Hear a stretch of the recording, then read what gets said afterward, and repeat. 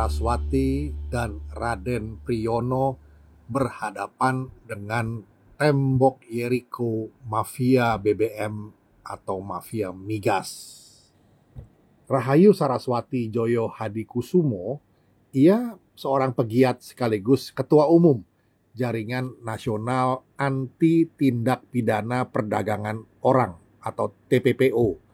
Ia pun anggota DPR RI. Bersama Romo Kris Sanctus Pascali Saturnus, seorang pastor Katolik yang juga ketua harian Jaringan Nasional Anti Tindak Pidana Perdagangan Orang, membela Inspektur Polisi 2 Ibda Rudi Soik dari institusi Polri di Kepolisian Daerah Nusa Tenggara Timur (NTT) ya.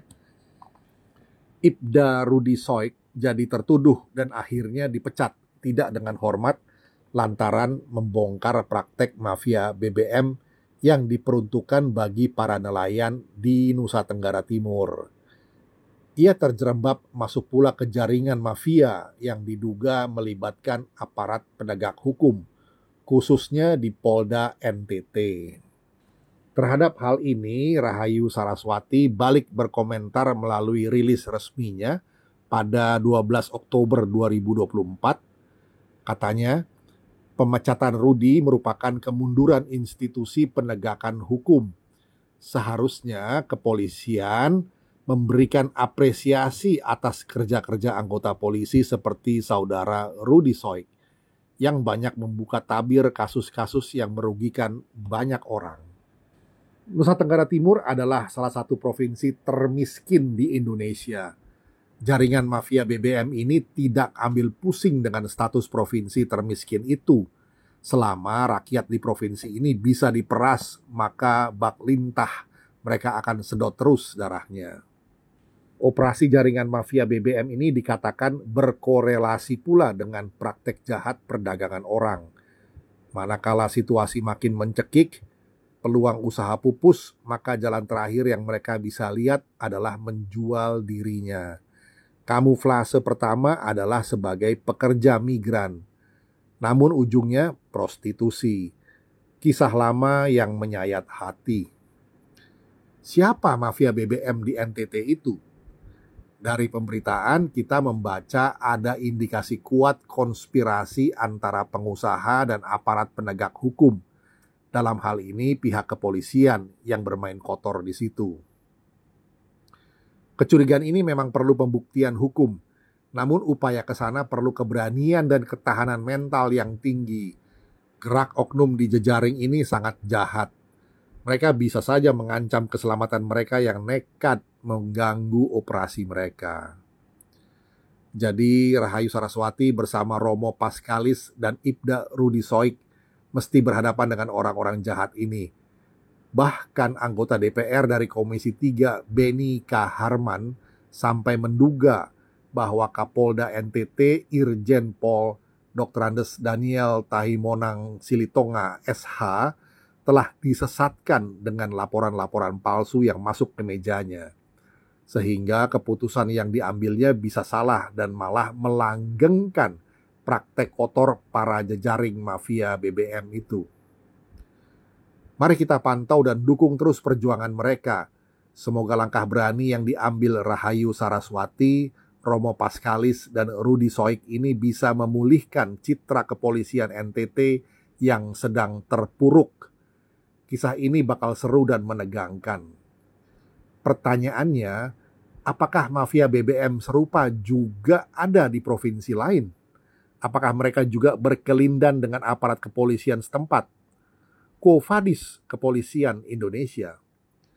Beberapa tahun lalu kita sempat dihebohkan dengan kasus besar soal BBM, yaitu kasus TPPI, kependekan dari PT Trans-Pacific Petrochemical Indonesia.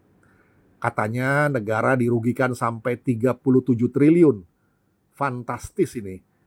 Ini kejadian sekitar tahun 2008. Ada nama Raden Priyono. Ia adalah mantan kepala BP Migas yang saat ini sedang menjalani hukuman penjara. Ia sudah beberapa tahun berada di balik jeruji besi. Apa masalahnya? Kisahnya tahun 2008 TPPI mandek beroperasi. Lalu Wakil Presiden Yusuf Kala mengadakan rapat penyelamatan TPPI di kantor Wakil Presiden. Dihadiri Menteri ISDM, Kepala BPH Migas, Dirut Pertamina, Dirjen Anggaran dan Kekayaan Negara, sampai Dirut PT TPPI. Mandeknya operasi TPPI akibat pasokan bahan bakunya di stop Pertamina. Kenapa di stop? Lantaran ada tunggakan kewajiban TPPI kepada Pertamina yang belum dilunasi. Begitulah kira-kira, supaya tidak terlalu teknis pembahasannya. Dari rapat di kantor Wapres JK itu, Wapres Yusuf Kala, diputuskan agar pasokan ke TPPI dilanjutkan supaya bisa memproses BBM premium untuk kebutuhan Jawa Timur. Singkat cerita, pasokan kondensat pun dilaksanakan Pertamina sejak awal 2009 sampai 2011, sebanyak 33 juta barel. Nilainya 2,72 miliar US dollar atau sekitar 37 triliun kala itu. Kemudian, TPPI telah menyetorkan balik kepada negara sebesar 2,59 miliar US dollar, masih kurang 128 juta US dollar, dan dicatat sebagai utang TPPI kepada negara atau piutang negara kepada TPPI. Bisnis jalan terus. Lalu, entah bagaimana detailnya, gak begitu jelas, jadi ribut, sampai TPPI didakwa tidak bayar utang dan merugikan negara 37 triliun rupiah. Juga tuduhan lain soal penunjukan langsung dan lain-lain. Walah ruwet lah. Ujungnya, Kepala BP Migas kala itu, Raden Priyono namanya, yang harus menanggung semua kesalahan itu. Gampangnya, ia mesti jadi kambing hitamnya dan menelan semua pil pahit dengan mendekam di penjara. Ini kisah lama yang sangat menyayat hati. Dua fenomena tentang skandal mafia BBM atau migas, Rahayu Saraswati dan Raden Priyono, yang berhadapan dengan tembok mafia BBM atau mafia migas. Akal sehat dan logika publik dibikin macet tatkala menelaah kedua kasus ini. Kabarnya, Rahayu Saraswati Joyo Hadikusumo bakal melapor ke Presiden Prabowo Subianto, yang notabene adalah pamannya. Bagaimana kelanjutannya? Kita pantau terus. Tapi Raden Priyono sudah tidak bisa melapor kemana-mana lagi. Tragis, ia paling banter hanya bisa mengeluh ke tembok penjara yang bisu. Dan kisahnya seperti terus-menerus melapor ke hati nurani rakyat Indonesia yang masih peduli. Seperti apakah kelanjutannya? Seperti wanti-wanti yang disampaikan Nabi Musa saat membawa bangsanya keluar dari rezim Fir'aun. Katanya, suap janganlah kau terima, sebab suap membuat buta mata orang-orang yang melihat dan memutarbalikan perkara orang-orang yang benar. Pertanyaan penutup, adakah praktek suap di kedua kasus ini? Tembok mafia hukum dan mafia BBM atau migas memang tebal sekaligus menggoda, namun berbahaya.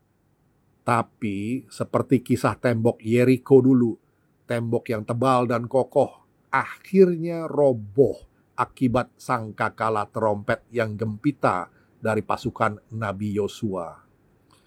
Maka suara kebenaran memang harus terus ditiupkan dengan gegap gempita demi merobohkan pemutarbalikan perkara oleh para penyesat itu.